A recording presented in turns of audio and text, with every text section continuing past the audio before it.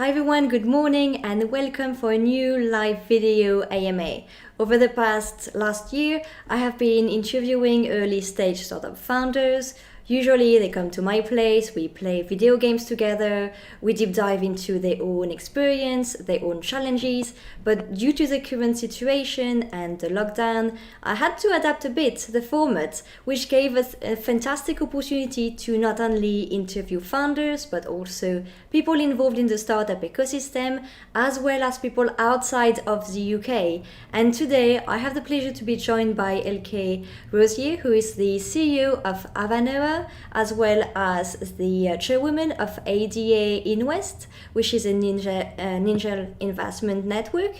And we're here together for about an hour to answer anything, all your questions live. Whatever platform you're using, we're right now live on various social media. So feel free to jump into the discussion. Let us know what you are working on. And also, and more importantly, ask your own questions live and I make sure to pass them on. Also, today we are kind of celebrating a new milestone for the channels. So after the interview, I'll do a very short break, time to grab a drink, and I'll stay on the stream for a couple of minutes, about a half an hour, to just have a small catch up with you all and celebrate together another milestones on the channel. Also, before we get started, I just want to say thank you for a few follows. We had Digby and Grim Fox who just subscribed, followed on Twitch. So thanks a lot for you and for your follow, and I look forward to having you on the stream. Now, let's get things started. Elke, I'm super happy to have you here today. How are you doing? I'm doing very well, thank you. Very happy to be here. Me too. We've been in touch for quite some time now. I think we've met at least a year or two ago, and we've never met in real life, but we had a few catch-ups, so I'm super happy to have you here. And I guess let's get started by the beginning. I already mentioned that you are the CEO of Avanoa, as well as the chairwoman of ADA InWest. But can you please tell us a bit more about you, your background, what you're doing, what your company is about, and just start by the beginning. Sure, absolutely. So I'm originally from Belgium, but I've been living in Sweden for the past 21 years. My background is in industrial engineering and management, and I've actually never really worked with that background. Instead, I started working in infrastructure consultancy. Did that for a couple of years, and there I became technical advisor and lenders technical advisor and financial advisor for larger bank consortia to check up on their infrastructure projects essentially. And whilst I was doing that, I got in touch with EU funding and public funding, and I became very interested in that area.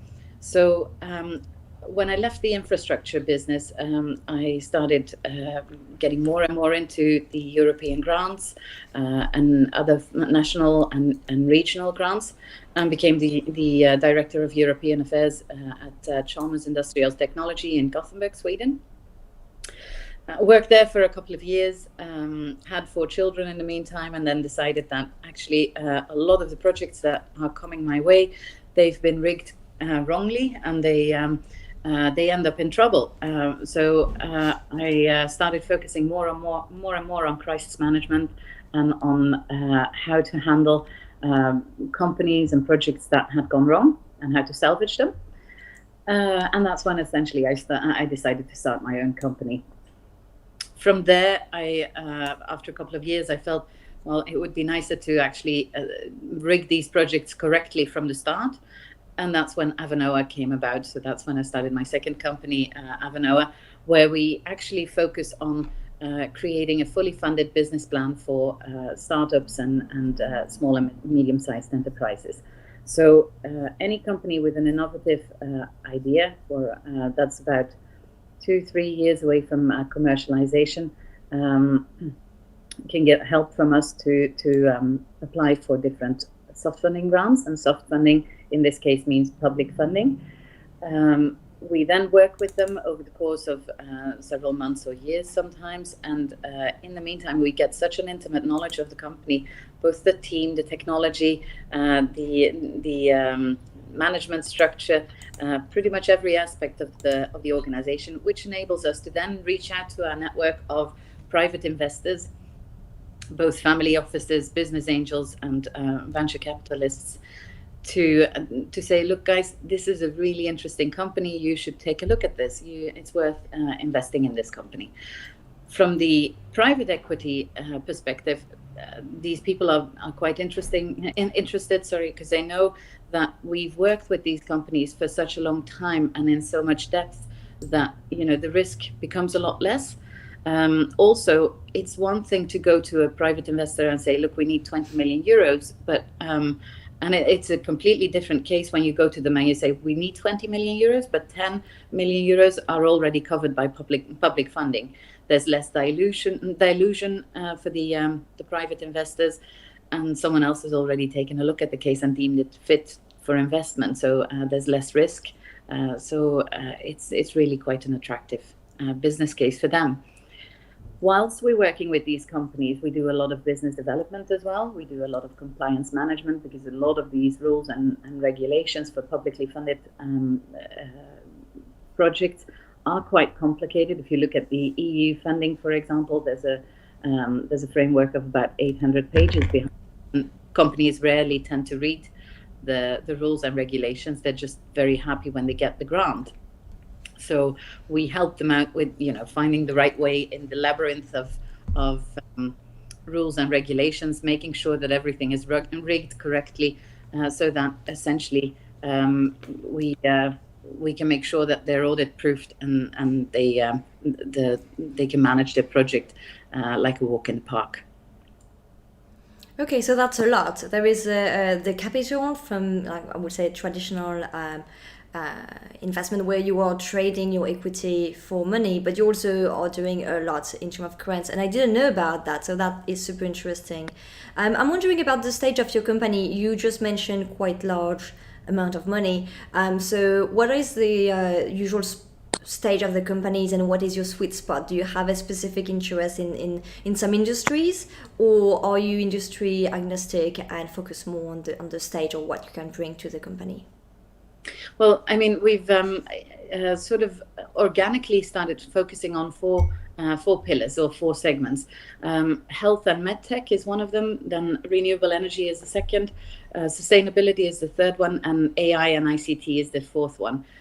This has come about more organically than anything else, because essentially the business model is applicable, or our business concept is applicable to any kind of industry, as long as there's an innovation there. Mm-hmm. And the company is about 2-3 years away from commercialization. Initially, we worked a lot with earlier stage companies as well, but that proved more difficult. There aren't as many grants available for them, and a lot of the work still needs to be done by them. However, that being said, we still work with quite a few startups, but that's more on a pro bono basis, where we try to help and guide and make sure that they find the right way to get to a proof of concept, essentially. And from that stage on, we can start helping them. But most of the companies that we work with actually have a minimum product, or have at least demonstrated their concept in a relevant environment. Mm. I can definitely confirm that grants are not necessarily made for early stage startups. I've been looking at many of them, and I know so many founders trying to find their way, and it's just not made for us. When you look at the question, when you look at, you can spend hours and hours working on your answers. It's at the end, it's the same. If the mindset and if the question are not shaped for an early stage company, then it's going to be super hard, like almost impossible. You just have to bet on luck, or trying to build a strong case, but you have to be also straightforward about your stage. So that is a tricky thing to do. Yeah. In terms of the type of startup you're looking for, and also you're working with, when they're looking for capital, you mentioned that you have a large experience in also other countries in Europe, and so you help them connect with venture capital and grants. So when they're looking for capital from outside of Sweden, do you feel that there is a real will for them to become very international and to seek capital outside of Sweden because of that, because they want to have a feet in Europe as soon as possible? Or is it because it's harder to find capital in Sweden? That's a good question. So the business angel scene in Sweden is fairly limited. Not so much to the amount of individuals, but to the amount of capital that you can request. So we see a clear difference between Sweden and the rest of Europe, where the amounts invested by business angels in Sweden are much smaller than the rest of Europe. So definitely, I mean, the business angel scene outside of Sweden is much more relevant for startups than the one in Sweden. That being said, everything depends on the stage you're at, obviously. And amongst our clients, what we see is that if they go abroad, I mean, most of them will go abroad because it's part of the scale-up process, right? And Sweden is a fairly limited market, so everyone is intending to internationalize in one way or another.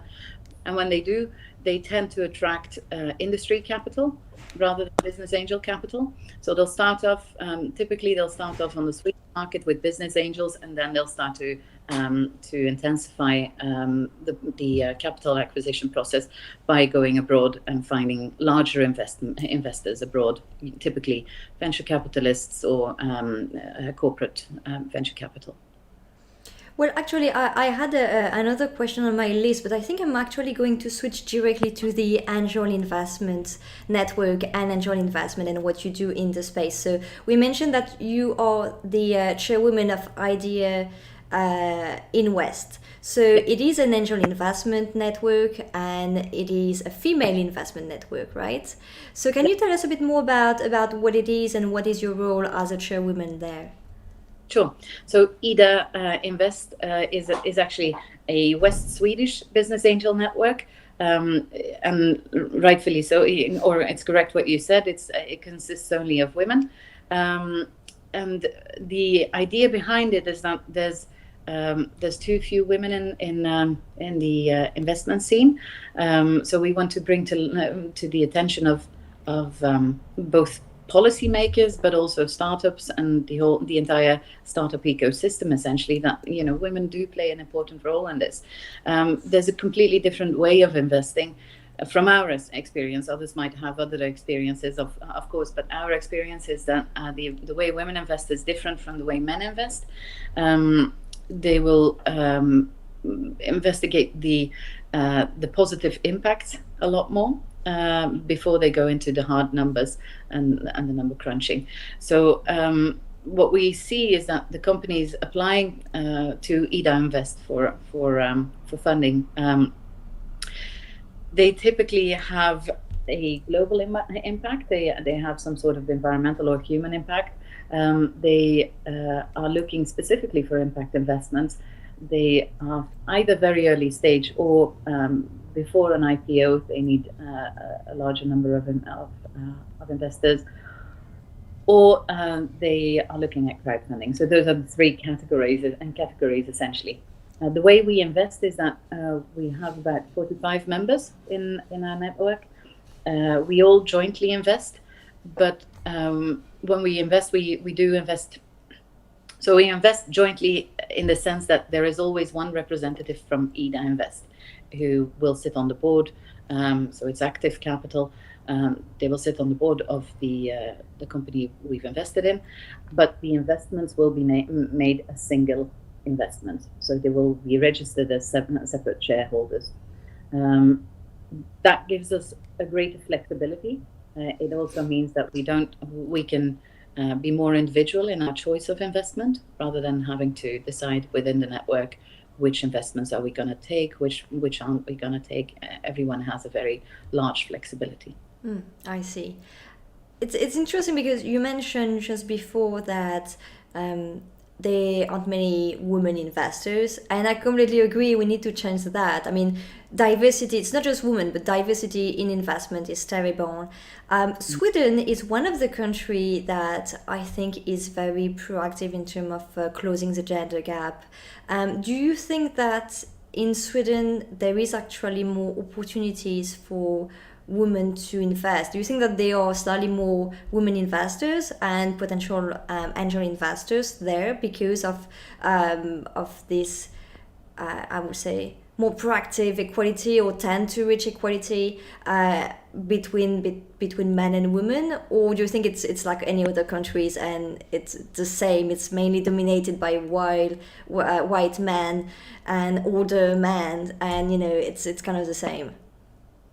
Well, I think there is a slight difference in the sense that, I mean, the market is still dominated by elder white men, absolutely. But there is a difference in the sense that women are encouraged to invest much earlier. So what you'll see on the Swedish startup scene, at least this is my feeling, and I don't have any numbers to back this up, but I've got a very strong feeling that women start investing a lot earlier.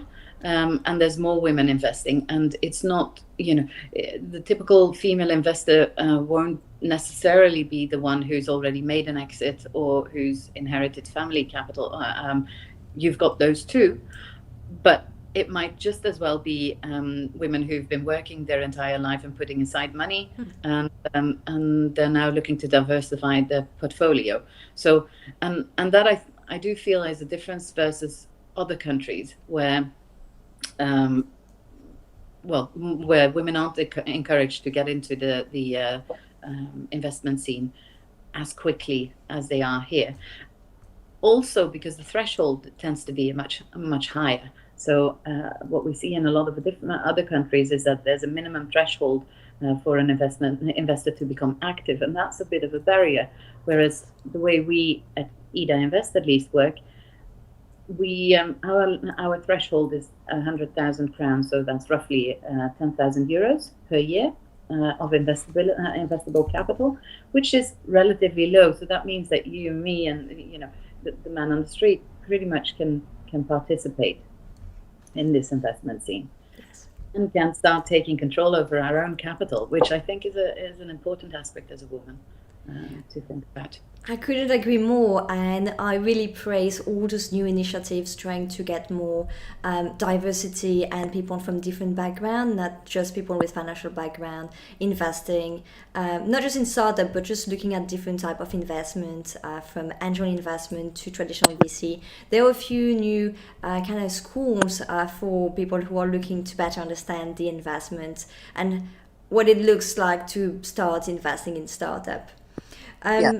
There is one big question that I have been asked so many times about angel investments, and I think that's the £1 million question or something.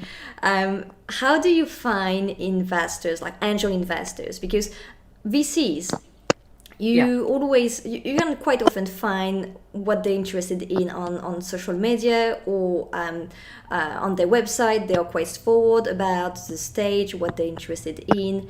And for angel, it's actually more tricky, right? You don't necessarily have all the angel listing on their page that they are ready to invest in startups. So how do you find that? Do you think that the networks, having an angel network, is very key for that to identify investors, or is there anything else you can do to identify who can be an angel investor? So what we see is that a lot of the identification of angel investor goes on networking platforms and word of mouth, essentially knowing someone who knows someone who knows someone.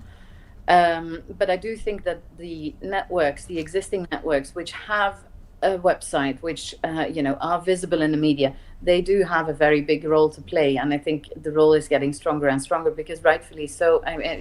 Or like as you mentioned, it is quite difficult to find the high net worths willing to invest, essentially, but not really active in any kind of network. There, you will still and always, I'm afraid, need to know someone who knows them, essentially. And that can only be done through networking, in my opinion. Maybe there's other ways, but I haven't found another way to date. So I think networking, and then making sure that you read, the news articles like Break It, or in Sweden there's something called Dagens Industri, or there's a couple of newspapers that really focus on investments and on the highlights of the startup ecosystem, and they will typically mention which names are involved in certain investments, and through those channels you can backtrack and see, okay, well, who's investing in what. It remains tricky. So good question. I don't feel like I've got a very good answer to the question, unfortunately, because we do feel that that's a problem in Sweden too. Okay, no, that makes sense. I mean, I didn't expect it one straight answer that is the way to go. I completely understand it's actually a tricky thing. And also, in terms of approaching an angel investor, do you think that people as a founder should have a different approach than just, when you pitch to a VC, quite often you try to find a way to get introduced or to get your deck into their hands. But with an angel investor, quite often you think about angel investors as being the first check into your company. And I think ideally that's what you want, to have first angels who help you in different ways and get you a bit of capital before approaching bigger VCs. So do you think that there is let's say a bit more informal ways or different ways of reaching out to angel rather than just dropping your deck? Well, I think so. The companies that take contact with us, they either do this through, again, networking events, or during which they won't just walk up to us and start a conversation, or they drop us an email and ask for a telephone conference, which I think is quite a good way to start, because the initial phone call generally doesn't take that much time, but it gives you a feeling about, where have they come? Are they early stage, too early for us, or too far advanced for us, or are they on the sweet spot? It also saves a lot of time for the companies wishing to approach angel investors, because preparing a pitch deck takes time. Adapting it to the kind of investor that you're meeting takes time. So I would recommend a conversation with, where possible, having a conversation, or at least an email conversation with the investor of your choice, and just seeing, getting a feel for, would we be a good fit for each other or not, essentially. Yes, I completely agree. We talked earlier about the fact that you have your own company. You are the CEO of Avanoa, and you're working with startups, helping them access capital, whether it is from VCs, angels, or also grants in Europe. So you are a founder yourself, and we had a quick chat earlier this week, and you told me that actually since we catch up at least a year ago, a lot has changed for you. So your co-founder left the company and you had to rebuild everything from scratch. Can you tell us a bit more about your experience and what's the story? Yeah, absolutely. So Avanoa was started in 2016. And we were two co-founders, essentially, and for the next, I'd say, 3 years we remained a very small team. Then when my co-founder decided to leave and to start another venture, I found myself in a position where I thought, okay, well, how will I make this, all of a sudden you're faced with a situation where you have to buy someone out, so that requires quite a bit of capital. And you're faced with all these questions. Should I also stop? Should I do something else? Should I continue? Is the business model correct? Can we retain the employees? In my case, we unfortunately had to terminate the contracts with the employees that we had. So we had to, in addition to ourselves, we had to implement employees, and that meant that by April last year, it was essentially the company was just me. So that was a bit of a challenge, because you think, okay, should I be self-employed instead, or should I just have one employee, or what will I do? Eventually I decided that no, I want to rebuild this company. It's worth it. I got a lot of positive feedback from clients we'd had. I had a lot of positive feedback from collaboration partners that we'd had. So that was really encouraging. So slowly but surely, I started rebuilding the company. And as with all things in life, when you think, when you're in sort of one of the darkest moments, so to speak. There's new things that happen, new opportunities that pop up. In my case, the opportunities were, one girl who asked for a traineeship, unpaid, and I thought, well, I haven't met her, but why not? Let's try it. Then another guy who came through an Erasmus program, who wanted to work with me, and again, I thought, why not? I mean, let's take the opportunity. The EU paid for his scholarship for 6 months, and he stayed on in the company. Mm-hmm. On the side, I also have a vineyard, and on the vineyard we had a volunteer worker who came to Sweden and who said, well, I'm looking for a job. So I thought, okay, well, join me to work and see if this might fit you. And it turns out she was brilliant at what I asked her to do. So she continued as well. So within the span of about 3-4 months, there was a team of 4 people again, and now we've built it up to a team of 11 people. So yeah, a lot has happened, but it was only essentially it was only due to being open to new opportunities. I really love this story, because I think that really represents what it's like to be an entrepreneur. And it's not about the type of company you're doing, but you're actually going through a roller coaster. Whether you're building an agency model, a more traditional startup, whatever you're building, you always have to face new challenges. And people may think, oh, she lost her co-founder, that's terrible. Actually, that's something that happens all the time. It's a terrible thing that happens to suddenly, quite often, but in the same time, it happens all the time. I know so many startups where one of the co-founder had to leave, and it's not always for bad reason. Sometimes it doesn't work out, but sometimes it's just you want to do something else, you have another opportunity, you have a change in your family, you have to move. Many things can happen in people's lives. What was the first thing that you thought, oh shit, I had to figure this out? You mentioned earlier that you wonder if you should keep the company alive. Is there anything else that really attracted your attention, where you had to think, okay, I need really to focus on that before going to the next step and before thinking what to do next? Yeah, so we had a couple of contracts that were still not finished. Mm-hmm. So my priority was, well, I need to deliver those contracts. Will I be able to do it myself, or do I need to take in someone else? Can I take in freelancers or subcontractors? And thankfully, I have a good network. So I had some friends who worked with me as a subcontractor and helped me deliver these contracts. So that was the primary concern. Then the second thing was that I took the chance to reevaluate the business model and see, okay, is there something that we want to do differently? And let's go through the numbers. And before that, I mean, yeah, you go through the numbers on a monthly basis pretty much, but essentially you don't do the deeper analysis, or at least we hadn't done so.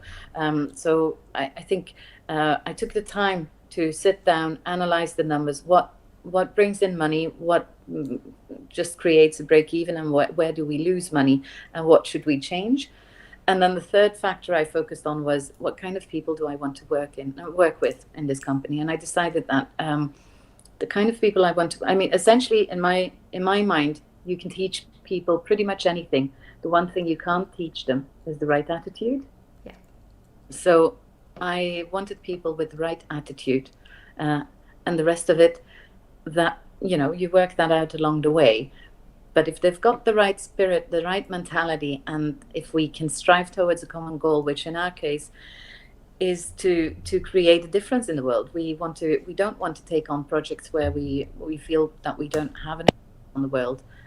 So we really want to make sure that when we finish a project, we've left the world in a bit of a better shape. And I know that sounds very Miss World-like, but that is what drives us and what's the backbone of Avanoa.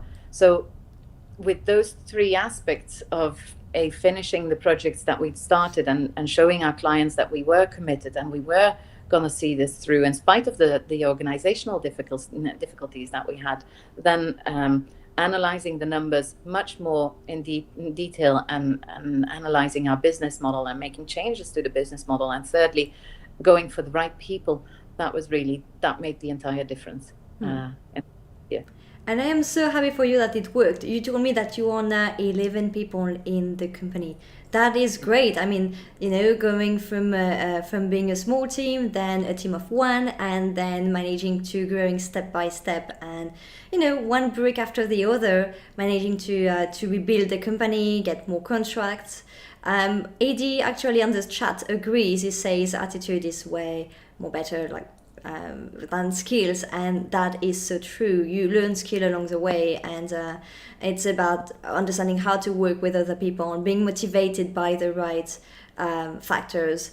Do you think that it was maybe easier or different, the fact that you have a model based on an agency model, so you can actually grow and decrease the team in an easier way because you have a number of projects. So you know that, well, if you have a new project coming, you can hire someone else, but if you have less project, you can actually decrease the number of people working on the project. Do you think that it helps actually to have this model, or do you think it would be exactly the same for you if it was a traditional startup with a product to sell?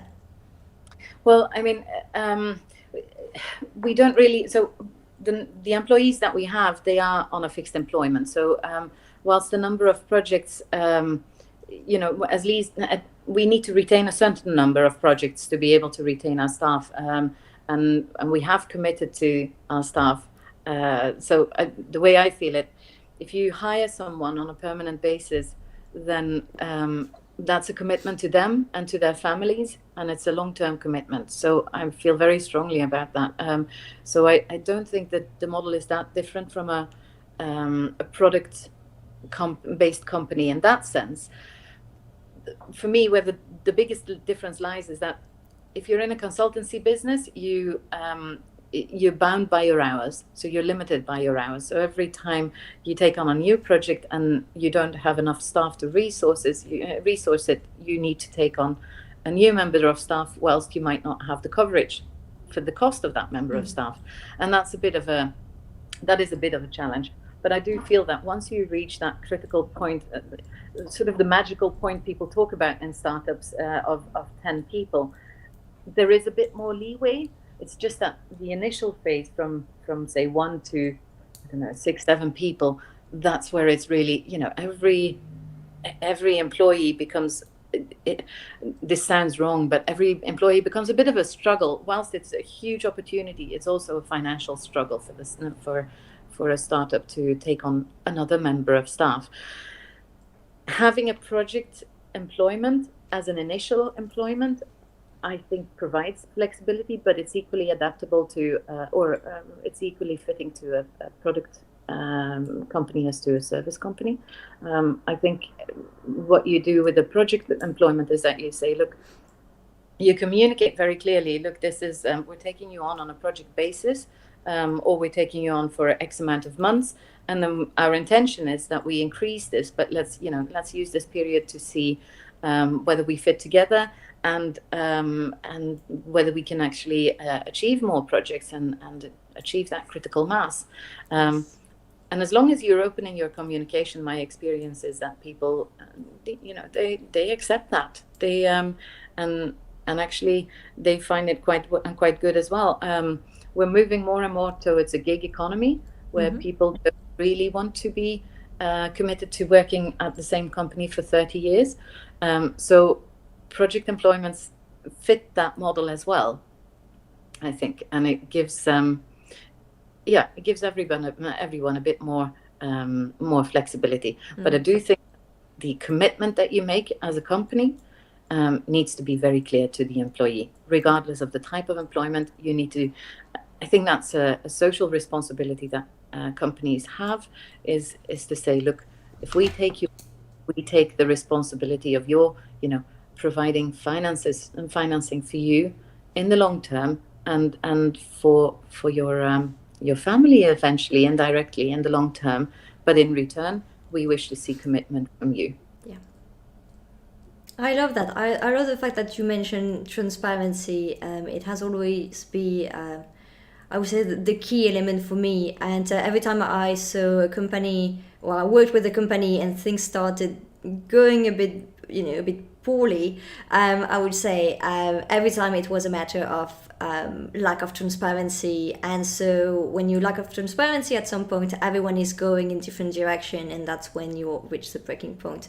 You also mentioned something interesting, is that there is a cost for having employees, and it's well, first, you don't necessarily have the money available right now to start paying someone until you're paid by the project or your client. But also you have lots of charges and lots of costs involved in having a full-time employee working for your company and not just a freelancer, which is to take in consideration, and you don't really realize that until you're reaching the point where you have to dive into those numbers and to understand exactly how much you have to pay. And it's quite surprising, and you're like, well, actually even if you want to do your best, it's difficult to make it work. And very early stage company, it's always a tricky point.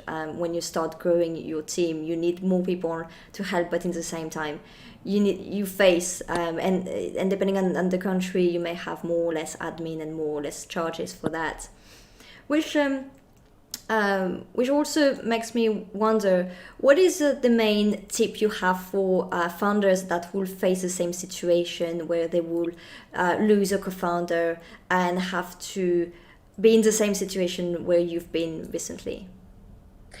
Well, I think one thing is examine if you believe in your business idea. That's really important. I don't want to say believe in yourself, because there might be times when you feel hesitant about your business idea, and it's okay. It's good to feel hesitant every now and then, because it makes you look at the business with a critical eye. So I think it's important to just take a bit of time without being, I mean, it's easy to feel the pressure and to feel someone breathing down your neck, essentially. But it's important to take a break at those moments, even if it's only a day or half a day, and just think through, do I like what I'm doing or don't I like what I'm doing? If I like what I'm doing, it's worth doing it. But then I need to find a business model that works. And then start talking to people, start having lunches, even digital lunches nowadays.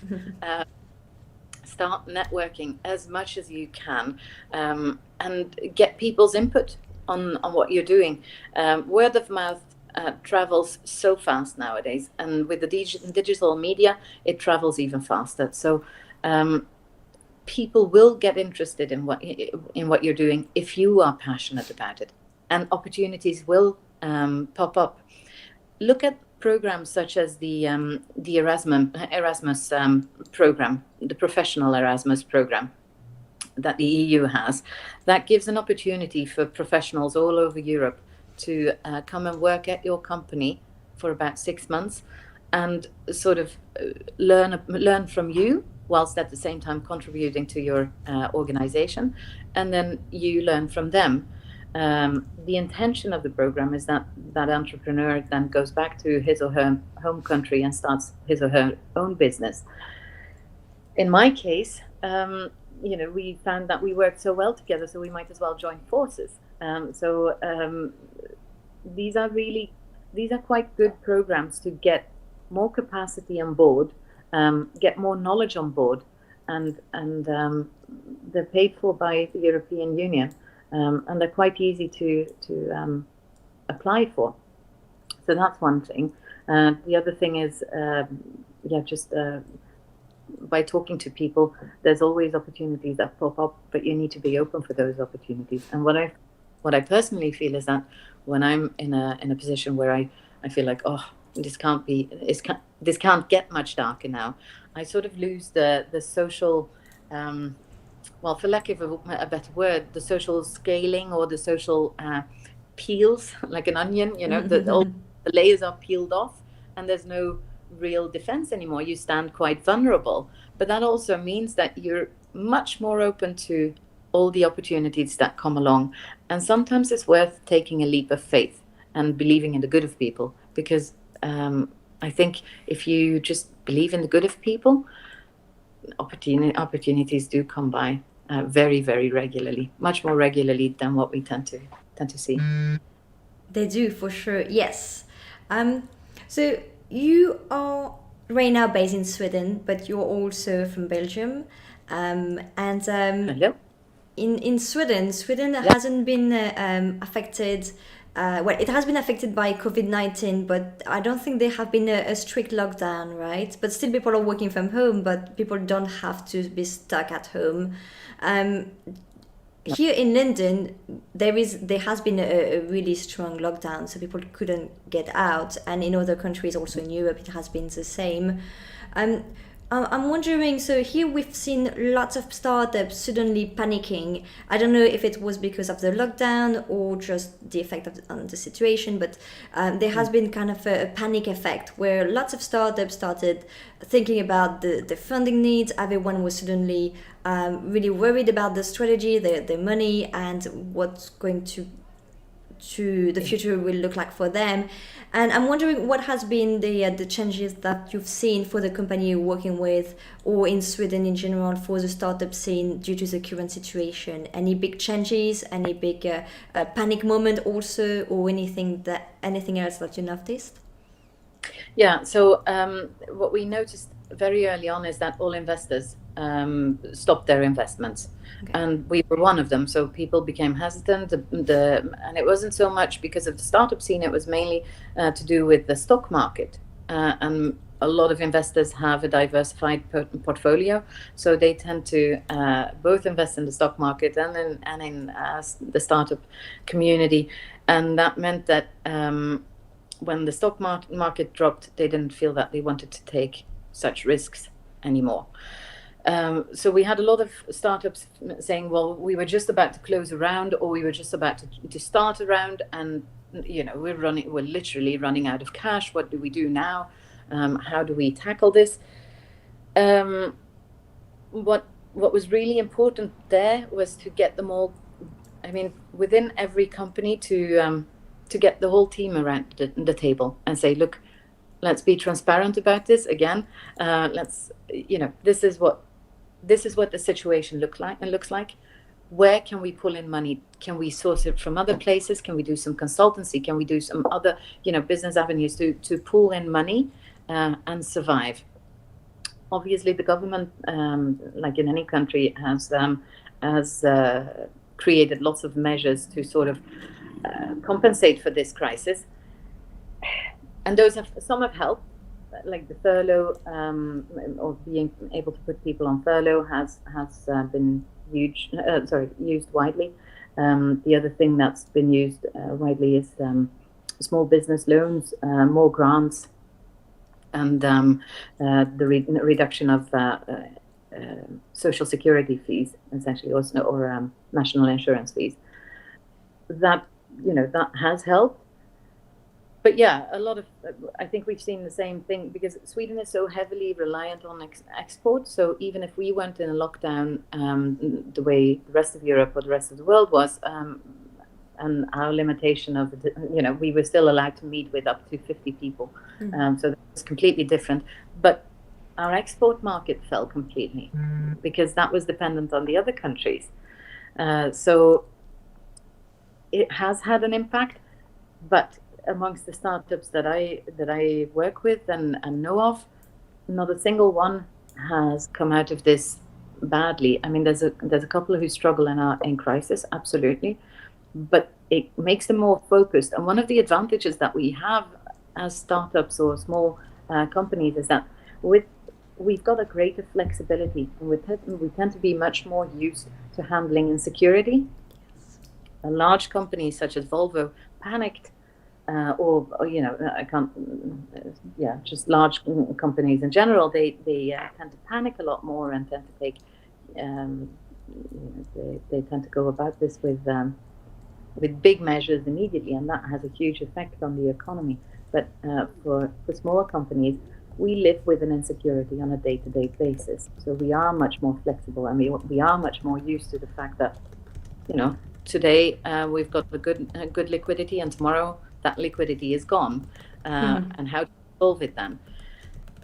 What we see is that if people got the team gathered around the table, and if everyone felt that, let's beat this crisis. Let's jointly go for a solution. They pulled through.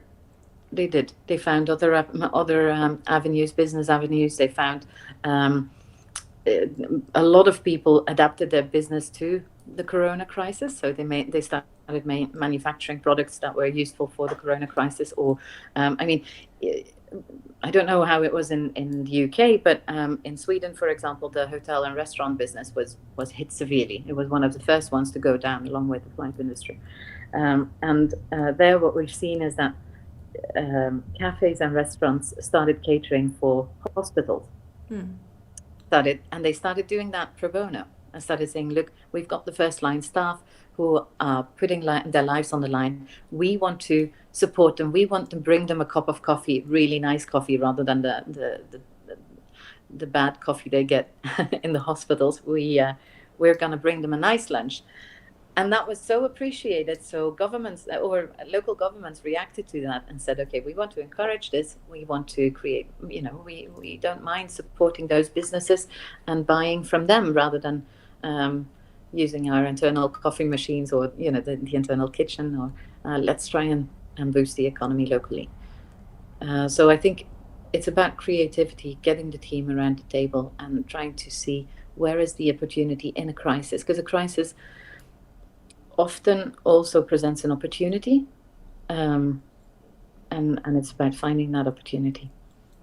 I'm glad you're staying very positive about all this. And I think also the Nordic countries' mindset really helps. I was chatting not long ago with someone also based in Sweden, and he was saying to me, here we haven't had really a strict lockdown, but people are still staying at home. So it was like, oh, no worries, we're actually staying at home. Like, we're not just spreading the virus like crazy. We just don't need a regulation, or we don't have rules forcing us to stay at home. And I was like, yeah, well, in the UK, we definitely need it, because otherwise it's a mess. But it's a mindset, and that's a culture, I guess. I really love working with the Nordic countries. I used to work with a team in Finland and just loved it. I'm wondering about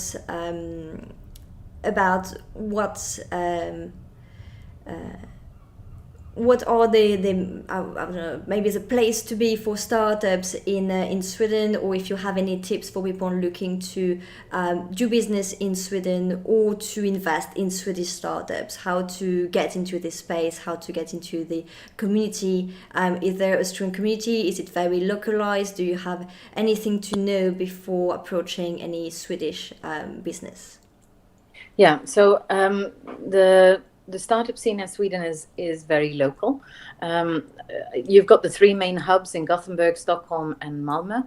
And those are, there you've got a very established structure.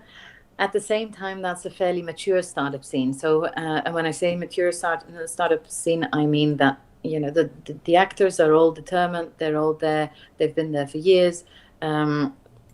There is definitely innovation, but the pricing will be much higher. So the opportunity to make or to have a good return on your investment also slightly decreases. So it's worth actually going to the places between those hubs and to the smaller cities and contacting the incubators there. So the Swedish landscape is very dominated by incubators and accelerators. And there's an agency called Tillväxtverket, the growth agency for Sweden, and they tend to have an overview of the startup landscape. Another agency is Almi. That's also a national. It's not a state-owned agency, but it's a national actor working with startups. They tend to know where to find these businesses, where to find the main actors in one location. But going to the places between those hubs can often prove quite interesting, because there you've got completely different businesses.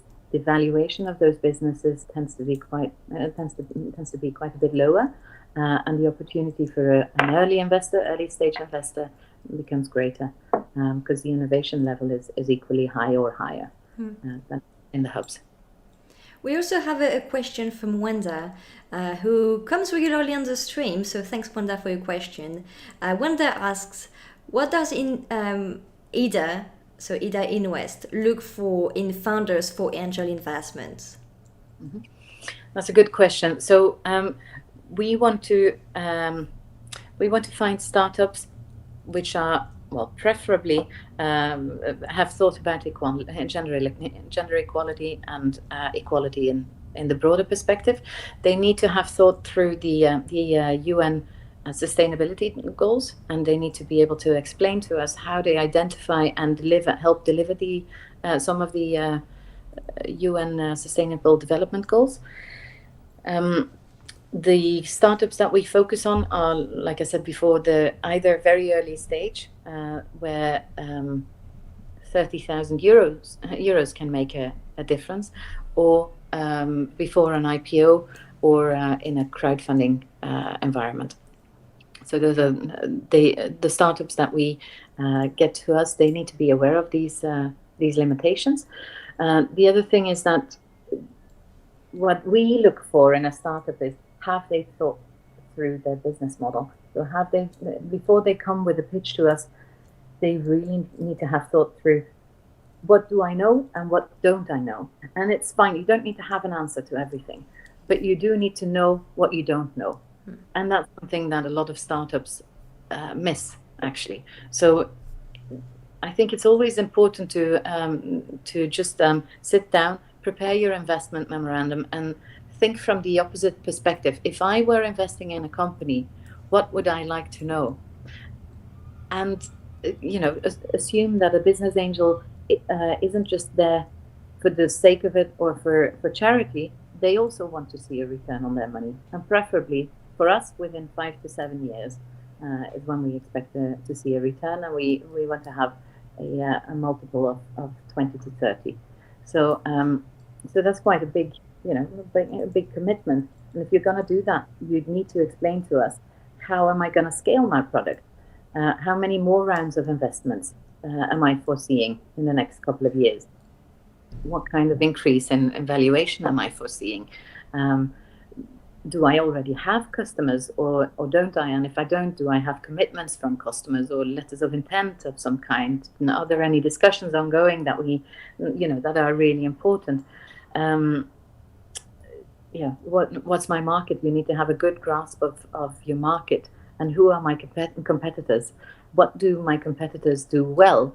So it's not just about, because a lot of the times you get startups who come and present themselves and they slash down their competitors. And absolutely, it's important to position yourself and to realize whether if you're unique or not. But it's not always about saying what the others don't have. Sometimes it's about saying what they have and what you can learn from as well. And the fact that there are competitors on market tends to be quite good, because that means there's an acceptability amongst in the market for your product. So that's important to realize, I think.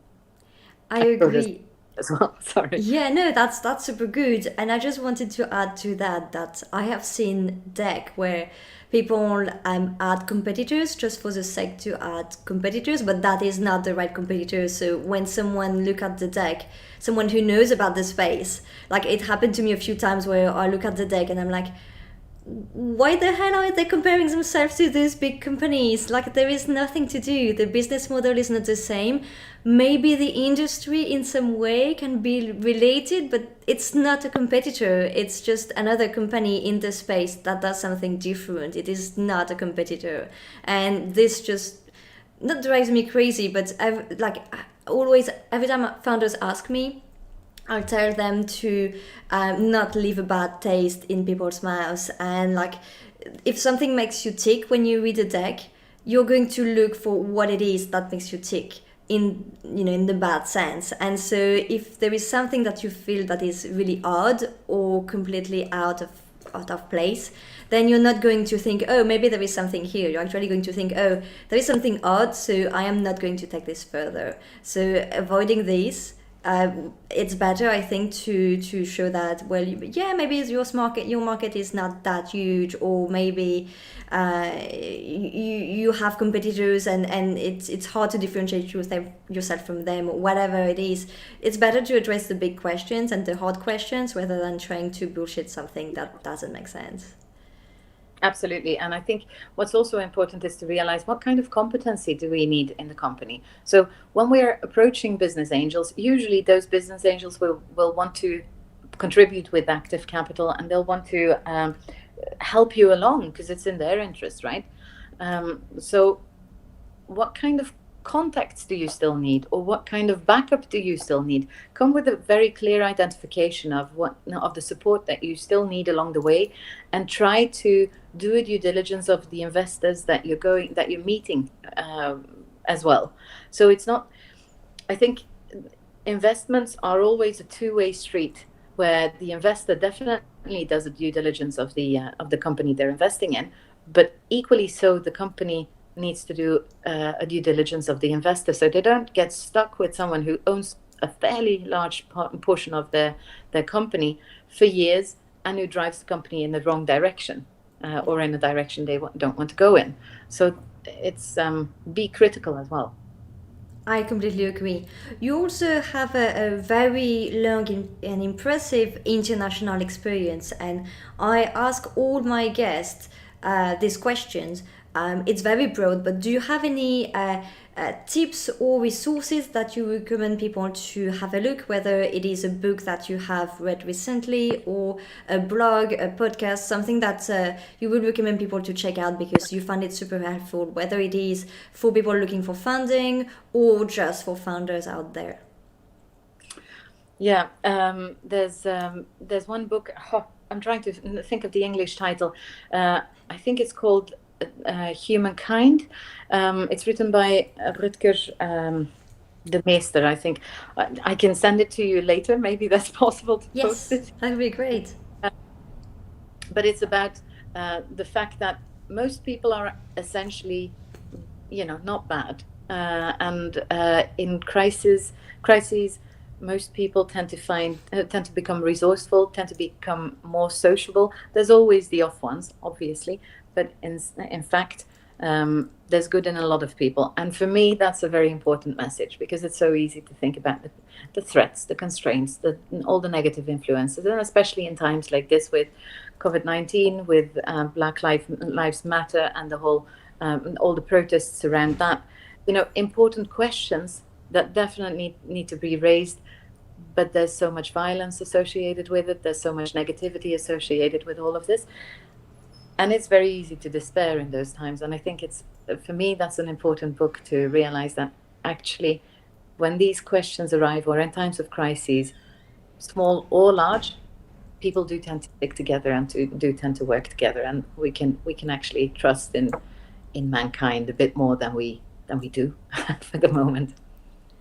I love all your answers. The fact that there is a business angle, but there is also always this idea of trying to leave positive things behind you and think about the positive aspect outside of just purely the business answer. There is always this thing behind your answers that is about positivity and doing the good thing, the right thing for the people around you. I really love that, and I'm glad that we can leave this interview on a super positive note. That is just amazing. Wanda says, thank you, great interview and answer. And I think, yes, we haven't had that many questions in the chat, but I think your answers were just super interesting. I just also want to say thank you, Ex Mortis, for your follow on Twitch. Thanks a lot. We are reaching the end of the interview. I am going to have a short break. So everyone, once we say thanks and goodbye to Elke, I want you to stay around because we are going to have a quick chat together. And also I am bringing some drinks. We are going to celebrate some milestones for the channels. It is super nice. I don't generally bring alcohol on the stream, but I think it's good to celebrate small steps, so stick around. Elke, thank you so much for your answers. I really enjoyed our discussion. The video of today will be available on my YouTube channel on Monday, so I'll tag you in all the promotion and everywhere, but just so you know. And yeah, it has been such a pleasure to have you on the stream. If anyone wants to reach out to you, follow your journey, where can they find you online? They can find me at avanoa.com. Avanoa.se. Sorry. So avanoa.se. And I can send you the contact details, maybe, if that's helpful. Sure. Well, I'll put at least the link to your website on the video's description on YouTube, and I'll also try to find the book you mentioned, Humankind, if I can find it. Otherwise, feel free to drop me the link anytime, and I'll add it there too. What's your plan for the weekend? Are you going to have a very relaxing, enjoying the sunshine weekend? Well, I'm going to be working outside. I think. Unfortunately, it's a working weekend, but I'm going to be working in the sun, so that's nice. That is always nice, yes. Yeah. And we all have those. Like, as a founder myself, I also spent a few weeks ago just a weekend working, so it happens all the time. But that's good that you're enjoying the weather. Thanks a lot, Elke. I wish you a great weekend ahead. I definitely want to catch up with you as soon as you stop by London and this situation, like cafe is open again and everything is better. Perfect. I look forward to it. And thank you for hosting me. I really appreciate it. Thanks a lot. Thanks. Bye.